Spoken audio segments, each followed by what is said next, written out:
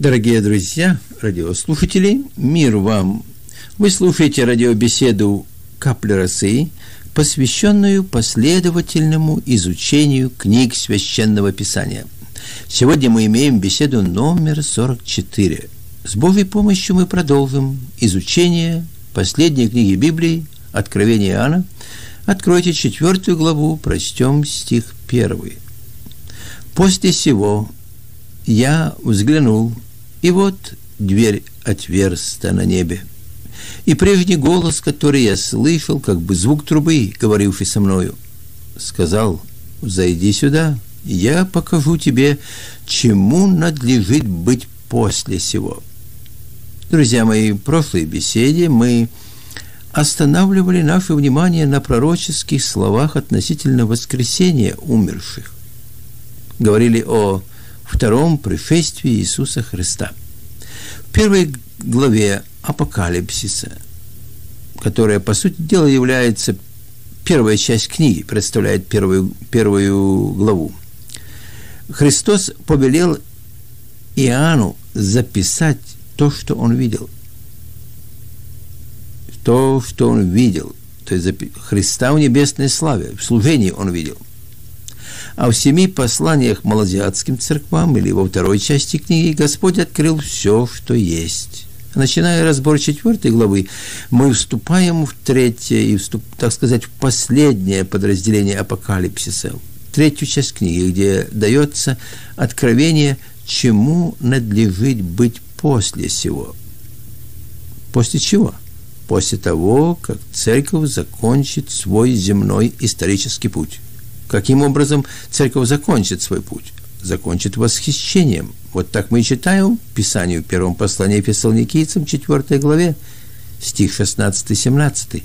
«Сам Господь при возвещении, при гласе архангела и трубе Божией сойдет с неба, и мертвые во Христе воскреснут прежде. Потом мы, оставшиеся в живых, вместе с ними восхищены будем на облаках в сретение Господу, и там всегда с Ним будем». Друзья мои, разве это не блаженная надежда для верующих людей, для тех, кто ожидает приход Спасителя, ожидает приход своего Искупителя? Некоторые богословы удивляются тому, что в Апокалипсисе нигде не упоминается о взятии церкви на небо. Или, как принято говорить, о восхищении церкви. Но разве дверь, отверстая на небо, как мы читали, отверста только для Иоанна? Конечно, нет, для всех верующих. Мы видели, как вся история церкви закончилась последним посланием к последней церкви, и завеса церковной истории опустилась.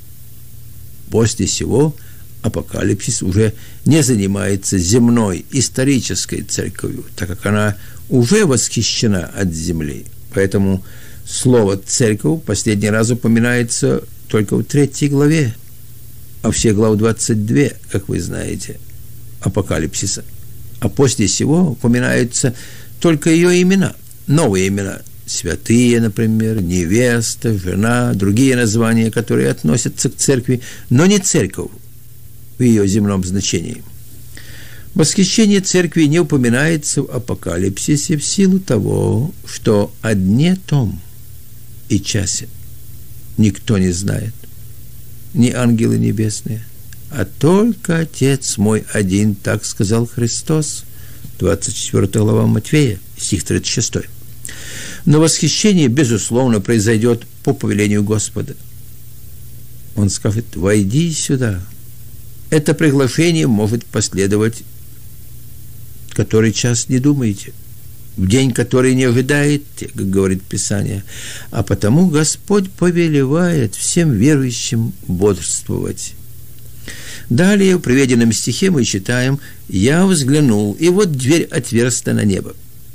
Эта дверь была закрытой с тех пор, когда небо должно было принять его до времен совершения всего, как читаем в 3 главе Деяний апостолов, когда Христос вознесся во славе, показал себя ангелом, как мы читаем.